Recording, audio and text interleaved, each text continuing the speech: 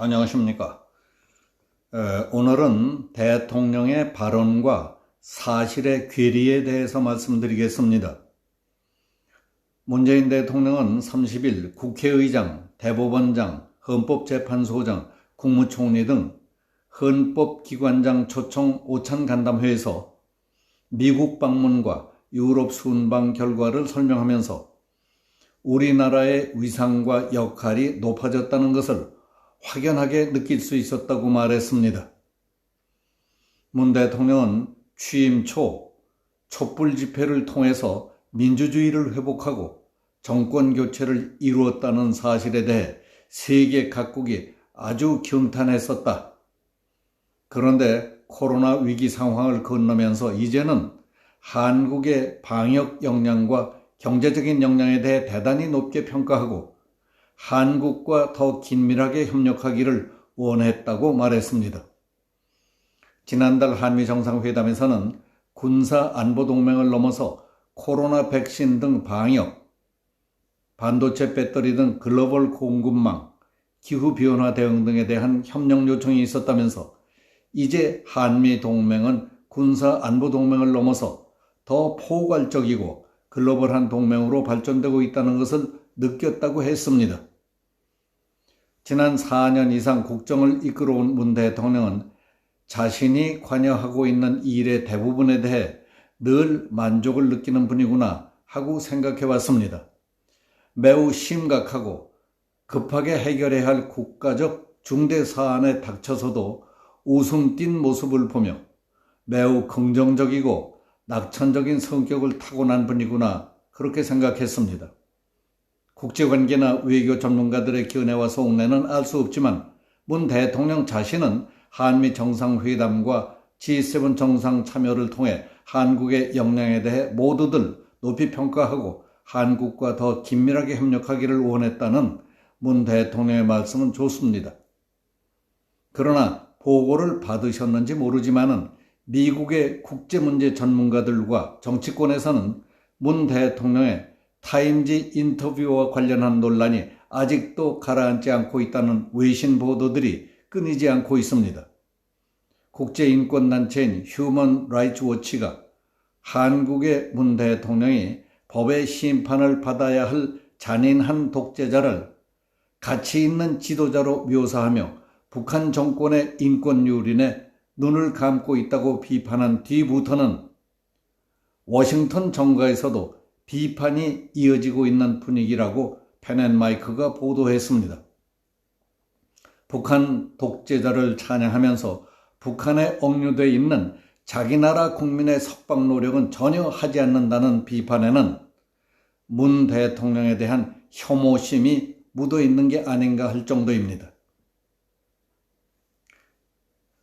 백악관 국가안보회의 아시아 선임보좌관을 지낸 마이클 그린 전략국제문제연구소 선임부소장은 김정은에 대한 문 대통령의 호평에 대해 역사는 그 발언에 관대하지 않을 것이라고까지 했습니다.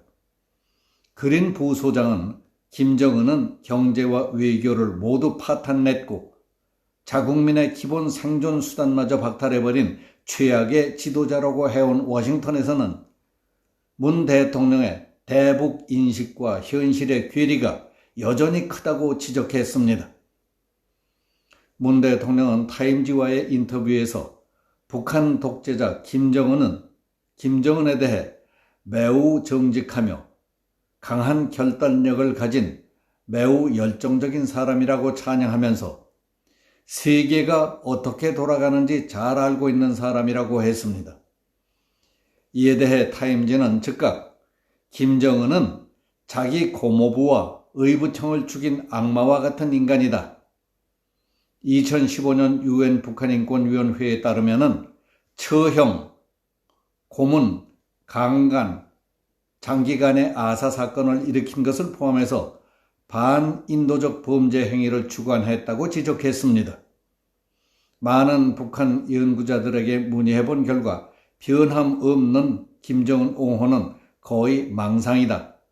한 가지 예를 든다면 2018년 그가 참석했던 능라도 운동장에서 있었던 매스게임은 아동들에 대한 강제 노동임이 확인돼 세계 인권단체들로부터 비난을 받았다고 지적했습니다. 워싱턴에서는 트럼프 전 대통령이 그랬던 것처럼 북한 지도자를 옹호하는 문 대통령 특유의 화법과 태도가 도를 넘어섰으며 북한 문제 해결을 더욱 어렵게 만들고 있다는 비판이 나오고 있다고 VOA가 보도했습니다.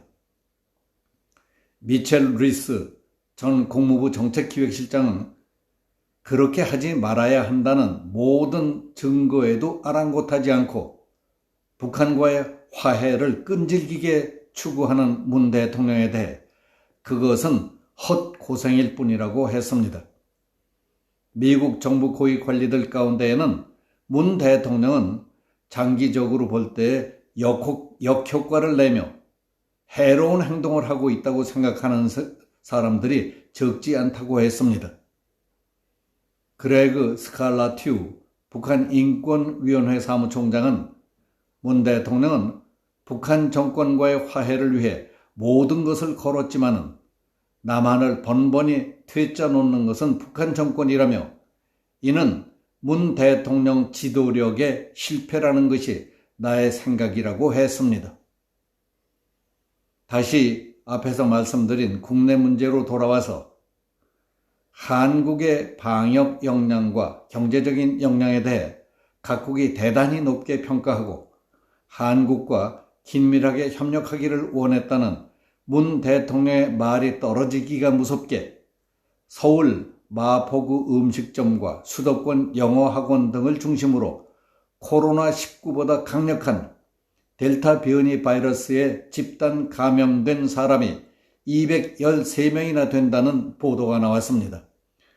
우리가 필요한 양을 확보하지 못해 우왕좌왕하는 백신 문제는 아직도 완전히 해결되지 않았습니다.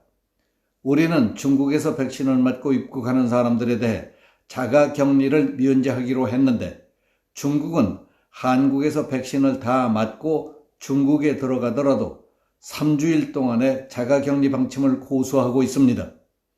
우리가 그토록 내세우고 있는 K방역을 무시하는 것인지 한국을 우습게 하는 건지 불쾌하지 않습니까?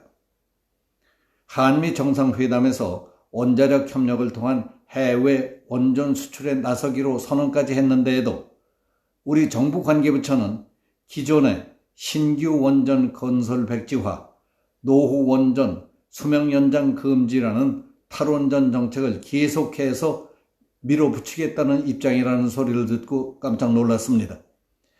이처럼 확신에 찬 대통령 말씀이 있고 나면 곧 뒤따라 나오는 전혀 다른 내용의 국내외 보도나 현실과 다른 사실들을 볼 때마다 국민은 어디를 믿어야 할지 갈피를 잡지 못할 때가 많습니다. 대통령 말씀과 사실의 괴리 때문에 어수선한 세상에 중심 잡기가 더 어렵다는 생각이 들 때가 적지 않다는 것을 말씀드리고 싶습니다. 여기서 마치겠습니다. 감사합니다.